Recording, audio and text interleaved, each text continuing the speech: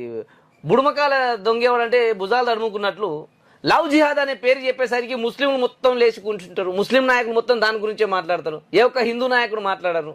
ఎందుకు మాట్లాడారు మరి? అంటే మేము ఆ చట్టాన్ని శిరసావించడానికి సిద్ధంగా ఉన్నామని చెప్తున్నాం. భారతదేశంలో పుట్టి పెరిగి జీవిస్తున్నాం కాబట్టి, భారతదేశంలో ఉన్నటువంటి చట్టాలను గౌరవించడానికి సిద్ధంగా ఉన్నాం కాబట్టి, ప్రభుత్వాలు చేసేటువంటి ప్రతి చట్టాన్ని మేము గౌరవిస్తున్నాం కాబట్టి మేము కామ్గా కూర్చున్నాం. నీవు భారతదేశంలో ఉండి, భారతదేశంలో ఉప్పు తింటూ, భారతదేశంలో పెరుగుతూ, భారతదేశంలో ఉన్నటువంటి గాలి పీలుస్తూ భారత రాజ్యాంగాన్ని నీవు గౌరవించవు కాబట్టి ఇలాంటి మాటలు మాట్లాడుతున్నారు కొంతమంది ముస్లిం పెద్దలు.